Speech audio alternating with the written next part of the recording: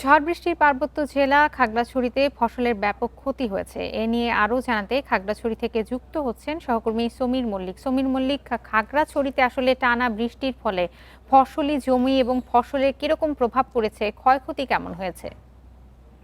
দেখুন, গতকাল কিন্তু প্রায় 1 ঘন্টার বৃষ্টিতে খাগড়াছড়িতে 48 মিলিমিটার আমরা দেখেছি বৃষ্টিপাত হয়েছে, যে কারণে খাগড়াছড়িতে পাকা ধান প্রায় 80% এখানে যে ধান সেটা কিন্তু পেকে গিয়েছিল এবং বেশ কিছু জায়গায় কিন্তু কৃষক ধান কেটে ফেলার পরে কিন্তু কালকে হঠাৎ করে যে আকস্মিক বন্যা হয়েছে, সেখানে কিন্তু বেশ কিছু ফসল ডুবে গেছে। পাশাপাশি আপনি জানেন, বাংলাদেশের অন্যতম যে ধান উৎপাদনকারী জেলা খাগড়াছড়ি, পাশাপাশি এবং যে আম উৎপাদনকারী জেলা, সেখানে কিন্তু আমেরও কিন্তু ব্যাপক ক্ষয়ক্ষতি হয়েছে। আমরা দেখেছি আম্রপালি বা বিদেশি জাতের যে সমস্ত আমের চাষ হয়েছে, সেখানে কিন্তু অনেকগুলো বাগানে কিন্তু আম একেবারে চলে গেছে।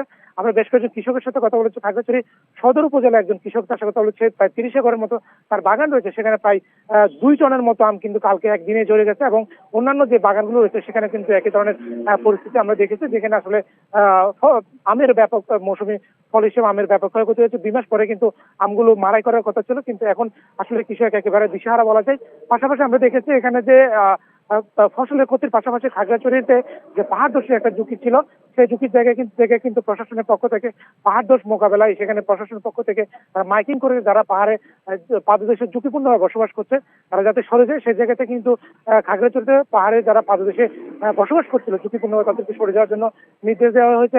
একই সাথে এখানে প্রবল বর্ষণ এবং পাহাড়ের খাগড়াছড়ির চেঙ্গি এবং মাইনী নদীতে কিন্তু যে পানির যে বিপদসীমা সেটার উপর দিয়ে প্রবাহিত হচ্ছে এবং নিচু যে এলাকাগুলো রয়েছে, যদি আজকে বৃষ্টিপাত অব্যাহত থেকে সেক্ষেত্রে যে নিচু এলাকাগুলো রয়েছে সেগুলো আবার নতুন করে প্লাবিত হওয়ার সংখ্যা রয়েছে।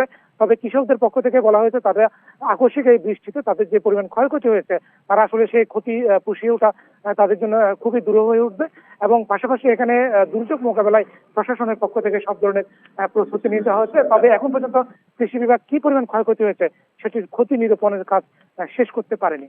খাগড়াছড়ি থেকে জানাচ্ছিলেন সহকর্মী সমীর মল্লিক।